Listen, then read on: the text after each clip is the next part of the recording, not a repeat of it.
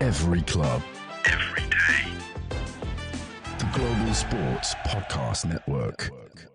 Hello and welcome to the Daily Newcastle podcast. It's me, your host. I have had a whole 7 days off the pod. I don't know who authorised that, but anyway, here we are. So it's me, your host, Nicola, on tonight's pod. And I am joined by my girly, Jo. How are you, honey? I'm great. I did the schedule so you can thank me for a week off. Thanks, babe. You've also had a couple of days off, right? Yeah, and I've just checked the schedule. I'm not back on again until next Thursday. Like, who the hell do I think I am? Well, the boys are going to be happy. They love it. Was supposed to be with us to record him, but we've actually just gave him the night off because the boys they've done all week. So anyway, here we are. So it's just me and you tonight, girly today, whatever. Whenever. So we didn't manage to record a immediate post-match review when we played Liverpool on Wednesday. We're obviously recording this Thursday, but by the time the listeners listen to it, it is going to be Friday. So we better cover off the Liverpool game. So Wednesday night, we were all dreading it. We were all dreading going to Anfield. We knew they were going to be a tough opponent. Yeah, I'd have nothing really to say on it. You don't know where to start, do you? I don't know where to start, guys. I've got mixed feelings. I'm trying not to be too negative, Nancy, but I've got to be honest, there is going to be a few negative things said. However, there also will be followed up by some positives, so it's not all going to be negative. Mm-hmm. But first of all, let's just go straight into it. What are we feeling? What are we saying? How are we feeling after that? Well, before the match, God, as everyone, back and forwards, what sort of result do you want? Like, we've got any type of influence over the result at all. But we decided that a draw at Anfield was going to be great, and then we can win the final. Obviously, the draw at Anfield didn't quite pan out, did it really? But the next thing that we did say is we want the lads to turn up a bit more than they did against City. They did turn up more than they did against City. I'll give them that, all right? So I've got to be honest, it is a strange one, right? We're lost. We can acknowledge we're lost, but we were away to Liverpool, who have lost once all season, and who are just on the run of all runs. I mean, they're 13 points clear at the minute. You can't really feel too sad about it. And what we must remember is we did not have our strongest 11 on the pitch. So taking that into account as well.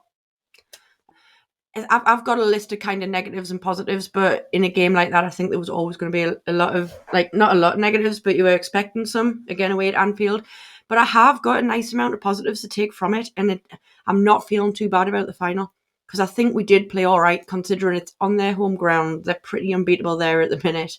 But if we can take them to Wembley on neutral ground, and we do have our strongest 11 out at the time, and really bring it to them, even more so than we did last night, / Wednesday night as you listen to this, I'm genuinely not feeling too bad. I can't say just because we lost 2-0, all right, that's it. We don't stand a chance in the final. I don't think anyone's given us a chance, and I almost like that little bit of underdog thing. Let us go there with no pressure, really. The pressure is on Liverpool to beat us because everyone expects them to beat us. Mm-hmm. So that's my kind of overall. Yeah, as the pod goes on, I'll break it down and give you my actual positives and negatives, but that's my overall feeling, I'll be honest, yeah. Yeah, I'm probably feeling the same, to be fair. Let's be honest, Liverpool at the minute are definitely not a side to be messed with. They're 13 points clear, as you said. And I know people are already sort of writing the season off, but we can probably say it's wrote off now. They've probably done it. And we never perform well at Anfield. Well, not that we don't perform well at Anfield, but we don't get results at Anfield. Mm-hmm. I've got a list of positive and negatives. I don't know where you want to start. Should we dive into should we do the positives first? Or do you want to do the negatives first? Should we just get rid of the negatives? Because then we can we'll just build on it. Because look, it's the negatives, but they're not we're not slandering the team. So they're just negatives that you're going to pull naturally from a game. But yeah, let's roll with those first, and then we'll get better as the pod goes on. Right, let's do it. Okay, first and foremost, I just want to start off with a negative, and it's not even about the two teams, it's about the TNT commentary. I have never listened to one-sided commentary in my whole entire life. And I really like Ali McCoist. I really, It really happens like too him. much. I know, but it's really Yeah. annoying. I really I like agree. him, and he I agree. really annoyed me Wednesday night. You think it was only Mo Salah on the pitch and Liverpool. That's it. No mention of any of us, so that's Oh, great. it's the Salah show. It's It almost is a the Salah Salah show every show. time Liverpool play, though, and I appreciate he's having an unbelievable season. But come on, Yeah. yeah, it's a bit too Yeah. much. But never mind. Yeah. Okay. Now on to the teams. Well, our team. Don't care about Liverpool. On We'll to not our talk about team. Liverpool. No, forget Yeah. about them. I am gonna. Oh, I don't know where to start. You go first, because I guarantee our negatives are the same. Oh, there probably will be, to be fair. This is where they're negative, but they're not too negative. I've just wrote Wilson was very rusty. I discussed this in the team, and I think Yes. it was actually like the WhatsApp. I think it was Kev that literally labelled him as rusty, and that's Kev who like worships Wilson. He But does it was work. obvious, and the guy. He's never fit at the minute. Of course, he's going to be rusty. The guy really isn't getting any minutes. Mm-hmm. You could see he was off the pace. When he was shooting, there was goals that you normally would expect Wilson to put away, sort of thing. So yes, it was disappointing. But again, it goes back to just being understanding and the fact that we weren't at our strongest, as in the strongest 11. Mm-hmm. My biggest negative, and this is something we've talked about recently, I think we're really going to agree on this, girl, but Pope.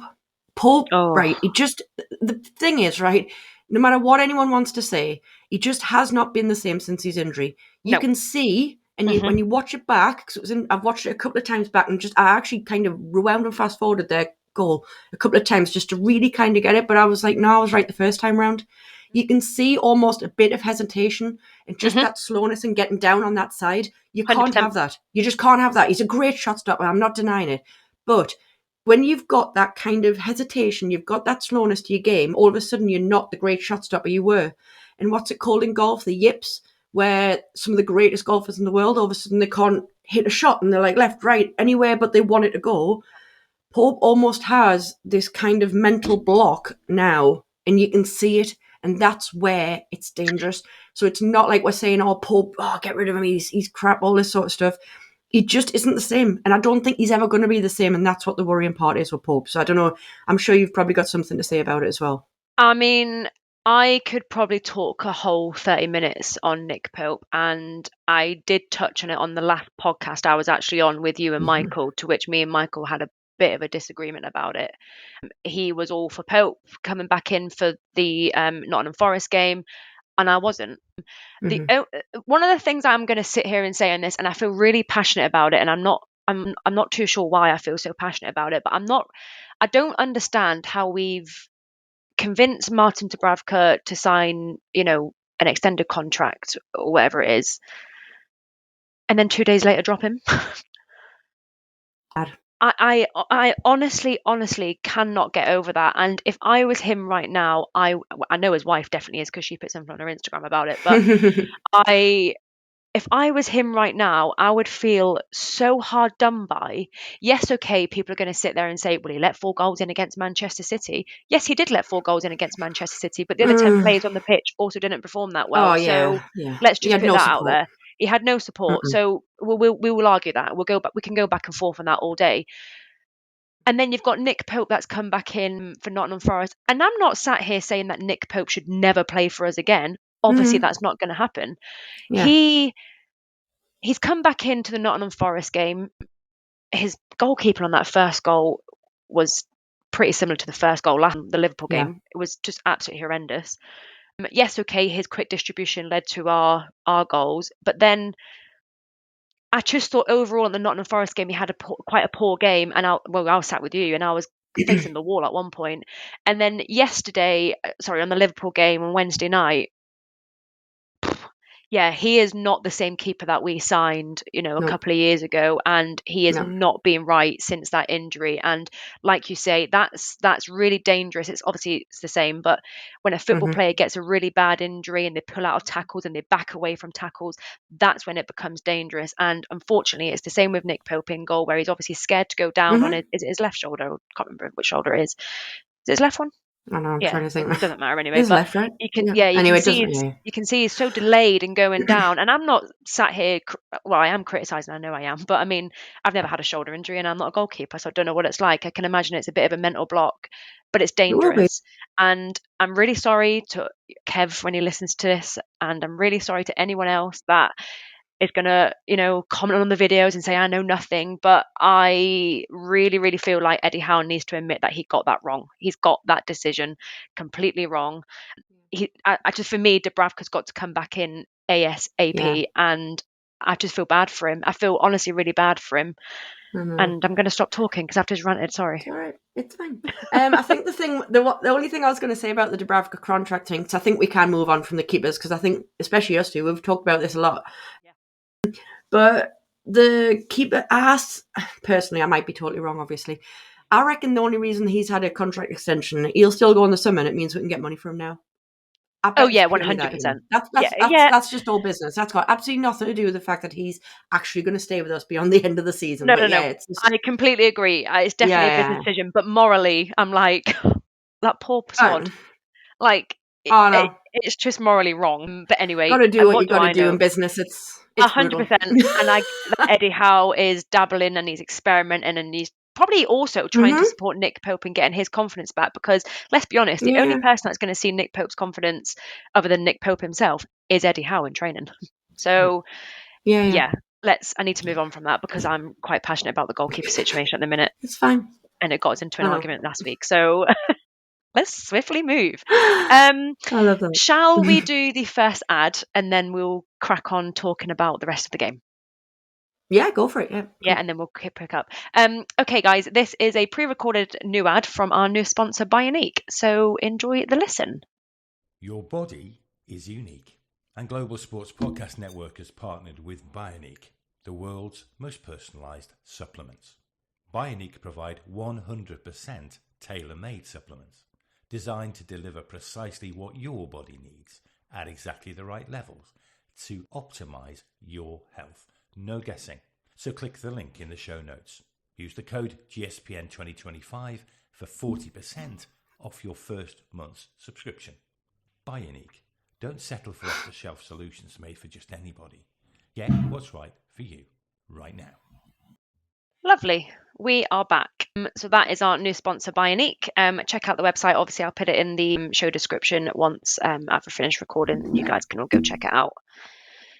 So, part two, obviously we spent quite a majority of that part one talking about the goalkeeper situation. Let's just carry on recapping the Liverpool game and our positives and negatives to take. I will come to you because I carried on talking. Sorry, guys, if anyone's watching, Joe's little girl's just appeared on camera. Sorry, my child appeared. Let's just carry on talking about the game and the players and any positives / negatives. What list have you got there, Joe? Bless right, her. Apologies. Our back hurts, apparently. Got some first world 9-year-old problems going on there. Right, so... Sorry, I'll pull my notes back up because I went all over the place now. I'll be honest, I'm going to finish on the negatives with just one more thing. And it's not a negative, it's just a kind of factual observation.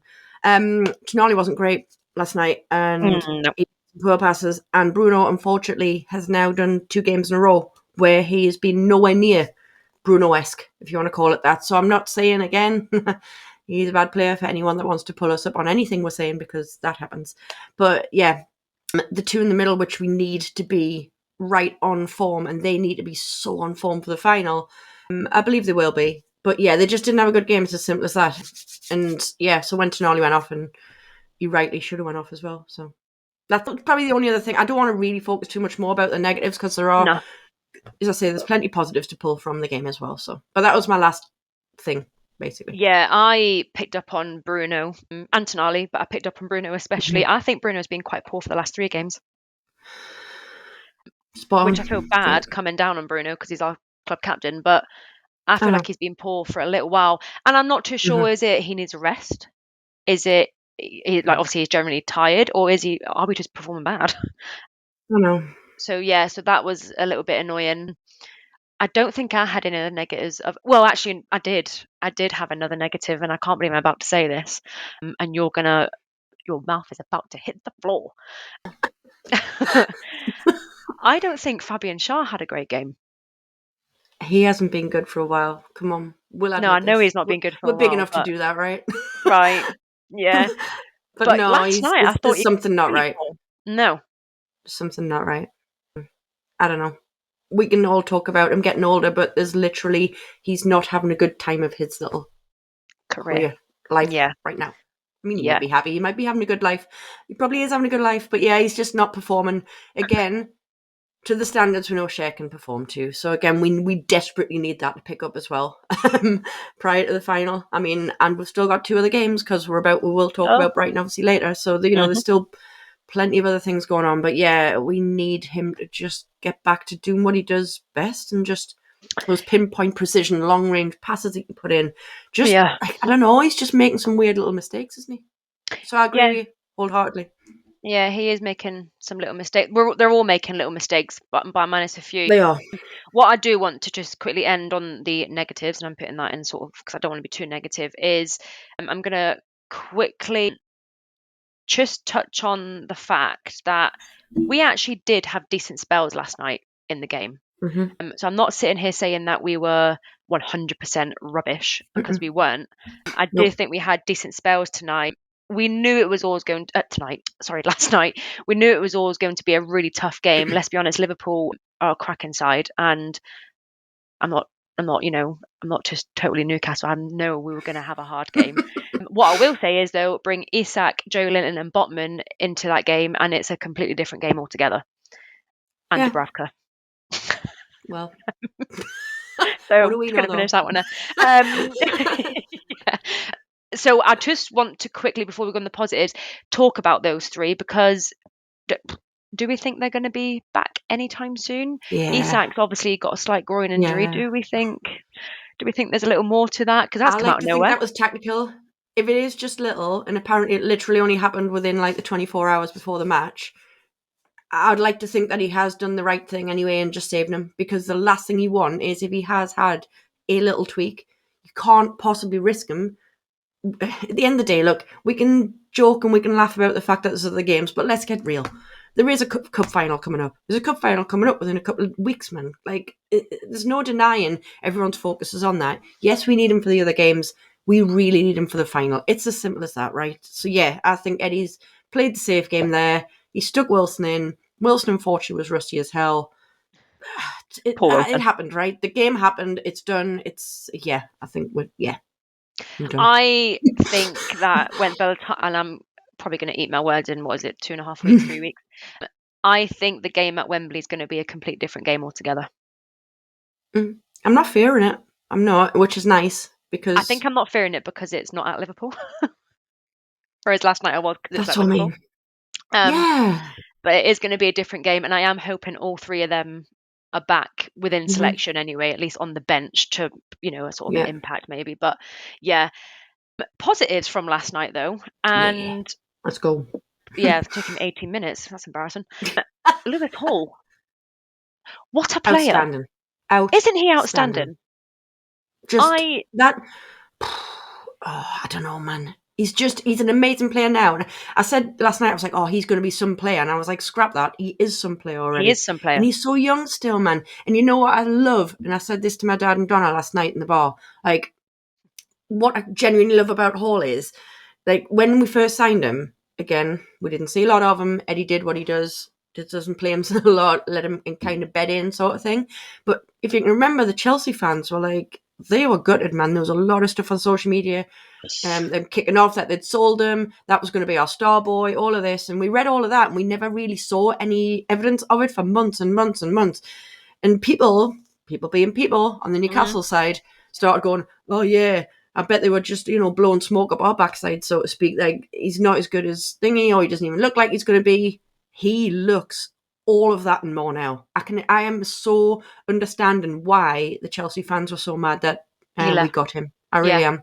100%. And we need to keep him. We need to do everything to keep that boy. He is going to be an absolute superstar of a left back. He really is. Kept Mo Salah semi quiet. Yeah. During that game, because let me tell you now, that was one player that I was really frightened of, is Mohamed Salah, because let's be honest, he is the talk of the Premier League at the minute. And quite rightly, because he's absolutely phenomenal. But Lewis Hall managed to keep him quite tame to an extent. And in terms of what Salah can do, in terms of what Salah's capable of and what he can do to teams and rip through teams and rip them apart.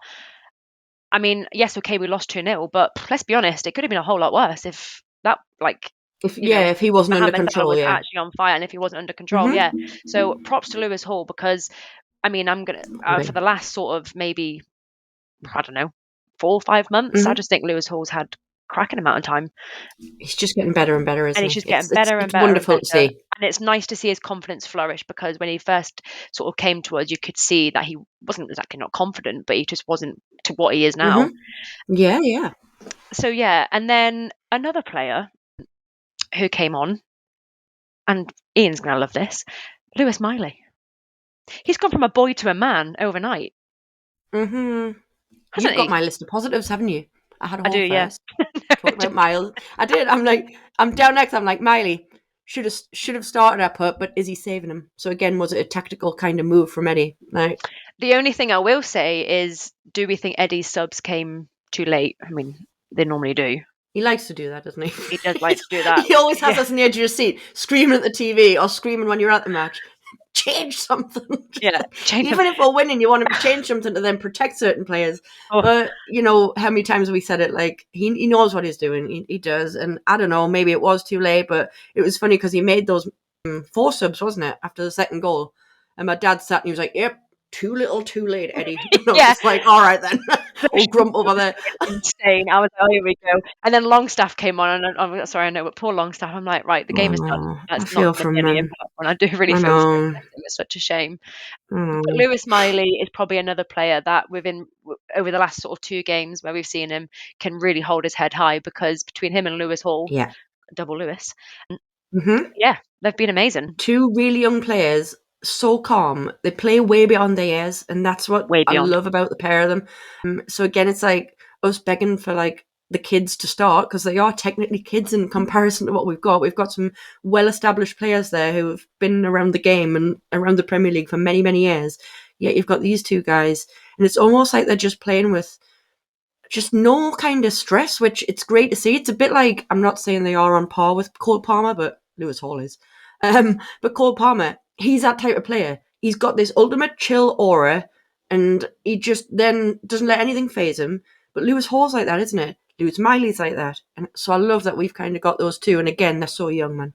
We They're need so again young. to do anything possible to keep those lads with us literally as long as possible, in my eyes.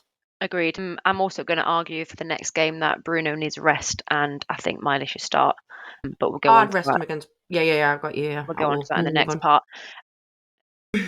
Any other positives you've got written down before I nick any more? Well, yeah, I mean, my main list was Hall, covered him, Miley, covered him. Stuff we've already said. There's been a lot of positives to take. I don't think we played that bad. We made some No, I good don't. pressing moves. We hit them on the break a few times. Bar Wilson not having his scoring boots on, which he, most of the time you would see him at least burying one of the couple of chances that he had. Well, one was offside anyway, so I'll scrap that. But you know what I mean? It's when you can try and pick these things out, and the fact that we will have certain other players in. My next line was, I feel good going into the final. We've already covered that side of things. But yeah, you kind of asked it as well. Botman, Big Joe, Isak, they should be back playing, shouldn't they? Mm-hmm. And then my very final line was, I would play Dubs. So. Well, a lovely place to end on. Haven't we just already said that? Yeah, that pretty much covers it all. We've covered it all. Right, we'll just quickly do our second sponsor, which Joe's going to read out, and that is from Zencastr. Cool. Here at the Global Sports Podcast Network, we spent a lot of time selecting our delivery platform. Zencastr came out the clear winner. With 4K video recording from your phone and AI editing that automatically removes all those ums and ahs, it's super easy to start a podcast that sounds great and is delivered efficiently. If you're ready to tell your story, check out the link in the show description to learn more about Zencastr. Beautifully done. Beautiful. Beautiful. Didn't even stutter or anything like I normally do. You didn't. Right, enough about the Liverpool game. That is behind us. It's in the past. Let's stop dwelling on it, even though it happened. On to Brighton on Sunday. Yeah. Let's be honest. Brighton, since their 7-0 thumping from Nottingham Forest, have won every single game. They've been great. They've won against Chelsea in the FA Cup Unfortunately. fourth round 2-1. They've won one against Chelsea in the league 3-0. They then beat Southampton. Obviously, yes, Southampton at the bottom of the league. They beat them 4-0. And then they are just coming off the back of, I shouldn't laugh at that, that's really bad. They are just coming off the back of a 2-1 win against Bournemouth. Mm-hmm. So not exactly in a bad position. And obviously they're on to us for the fifth round. Yes, okay, we are at home. So 8th in the league. I know it doesn't really matter because it's the FA Cup, but they're sitting 8th in the table. We're 6th, so it's not far. It's far between us. How are we feeling going into it? All right. I don't think Wednesday night's game against Liverpool is going to make me change my mind. I was very happy it was a home draw. We've always got that. Again, if the crowd can get behind the team, we've always already established it. You see, now I'm going to trip myself up. Established that a million times over. But no, I feel all right. And again, if we can go in as strong as possible and, like I say, do what we did the other night, but against, they are a lesser opposition, let's get real. I think we can win. We've got to believe we can beat Brighton at home. Win. We just, that'll keep the lads up. That'll keep their spirits up. You know, we're still in 2 cups. Still on for the treble, as we joke about all the time. But yeah, like, I really do think it would be a big thing if we can stay in the FA Cup before the final. Just as I say, it's all about keeping the lads' spirits up as well, isn't it? Prior to the final, because I know we have one more league game away to West Ham before the final. But again, taking it one game at a time. I'm feeling all right with Brighton. I really am, and it'll be interesting to see if, for example, Isak plays. Because if it was just a minor tweak, does he then come back in, or do we start Wilson again and maybe just give Isak half an hour at the end just to keep him kind of ticking over? I'm torn because I'm so then concerned about, I don't want him burning out at all. I don't want any issues with Isak because Isak has to play in the final. It's as simple as that. So, yeah. Isak has got to play in the final. There is no question about that. My concern about this is whenever we seem to... So obviously last night we learned that Isak has got a slight groin injury. I'm just putting that word slight in quotation marks because whenever the word slight, minor, a little knockback is used, these players end up being out for months. So obviously I know Botman has got his other knee. He had a knee knock. I can't remember what game it is now. It was a while ago. When's he back? We've had no update on that. I'm so concerned about Botman, you know. So I'm concerned about Botman. He's one of my favourite players, by the way. Well, I was going to, all jokes aside, I know you love him, but you know what my genuine concern about Botman is? Like, is he just, I'm not saying he's another Wilson, but I kind of am. What's going on, man? Your words to me on Sunday were he's a Weetabix. He's another Weetabix. Like, he's just a bigger version of a Weetabix. That's all it is. But yeah, like, I'm concerned with such a big, strong bloke like that, man. Please, God, don't let him be injury prone and always just be out or always have these little knocks. And we need him to be fitter and stronger than he is. And that's genuinely my concern with Botman, I'll be honest. Yeah, I've got the same concern with Alexander Isak with this slight groin injury. I'll be honest, it makes me nervous. And whilst I want him back fit and ready, I'm also a bit like, if he's not ready or he's close to being ready but not quite ready, please do not bring him back on Sunday because we need him for... we actually need him for West Ham and we need him for the final. Let's be honest. I'm not saying we don't need him for the FA Cup, but we can probably just about get away with keeping Wilson on the pitch. Watch me say that and Wilson come off injured. So anyway, how do we think we'll see any change from the Liverpool game to the Brighton game, or do we think it's going to be the same? Because we've spoke about the back four, we've spoke about the goalkeeper, we've spoke about the midfield, and obviously it's either going to be Wilson or Osula, assuming that Isak's not back. So what do we think we're going to see? I'd bring Miley in. I really would. I would start Miley in that game. Such a tough one, isn't it? Because then I don't know where Big Joe's at. I don't know if he's actually going to be back, so I don't know what sort of contention he's got. We won't find out until tomorrow, will we? Yeah, exactly. And by the time you guys are listening to this, we probably would have had an injury updated list. But yeah. And then the Botman thing, we've obviously just said we don't know, so then we've got to assume it's still going to be the same at the back. And strange enough, I said last night, and this was even after the whole Pope discussion, because they were saying, oh, if Pope's, like, again, just having this discussion in the bar, they were like, well, if Pope's still playing by the West Ham game, he's totally playing in the final. And I was like, get that. And I was like, honestly, what I think I would like to see and what I think should happen, we'll play Pope against Brighton, we'll bring Dubs back in for West Ham, and then Dubs can play in the final. I mean, obviously, again, Eddie needs to get the memo, and because he's totally going to listen to us, he's going to do that. But yeah, that's my prediction on the goalkeeping front as well. Right. But apart from that, I don't see many changes because, again, if Isak's not ready, leave him out, play Wilson, bring Osler on for half an hour at the end. Yeah. And I don't It's know. hard, isn't it? I'm not sure what he's going to do.